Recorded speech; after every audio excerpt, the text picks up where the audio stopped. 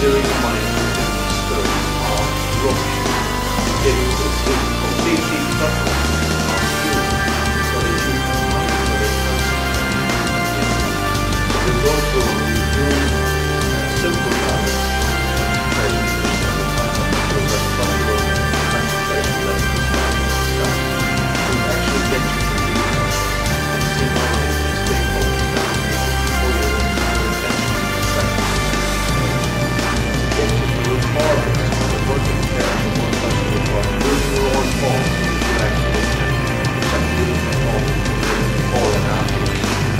what I found in experience is that people who concentrate for approximately, the people who have good concentration for coming out of the course of the program and concentrate for 16 seconds approximately at the start, or the time to do it all the time, all the time.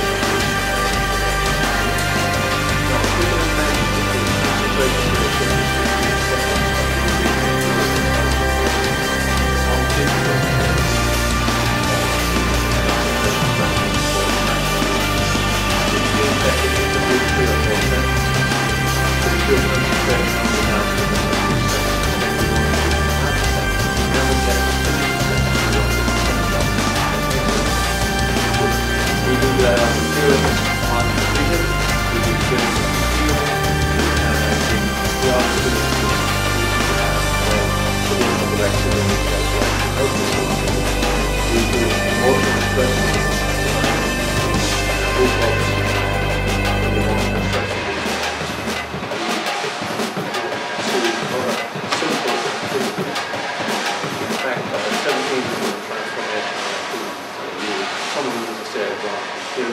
Some of them are drawn from a range of activities, but together, what they've come together to form is a bank of transformational activities that you can go away with.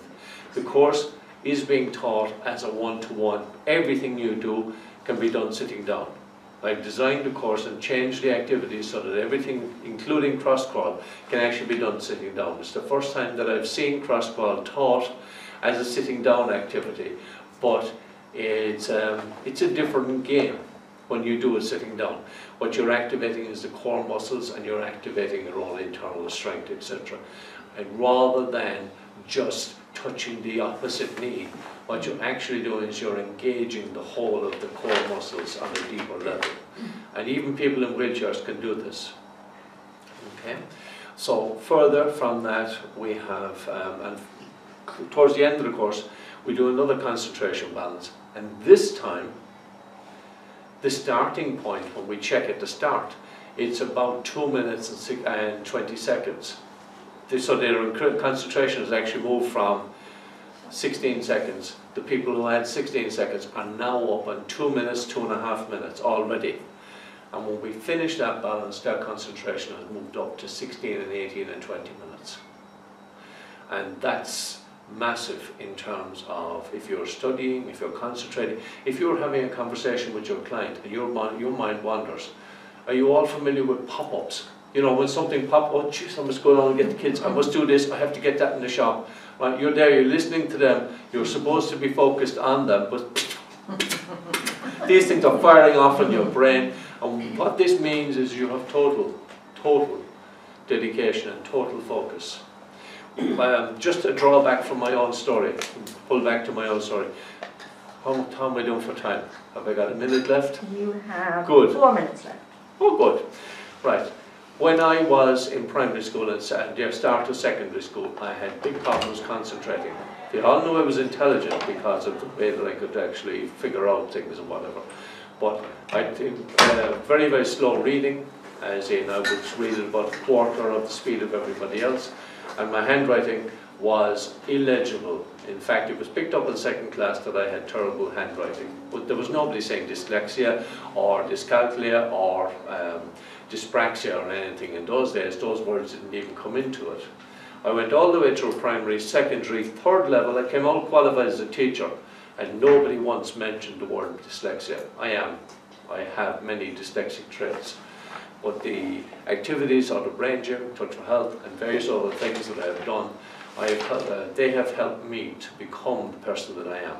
If you knew me back in the time when I started doing kinesiology and brain gym, I was shy, painfully shy. It mightn't have looked like it, but on the inside I was dying moment to moment. The anxiety levels were incredibly high, and while I might have been functioning, I certainly wasn't functioning at my peak or anything like that.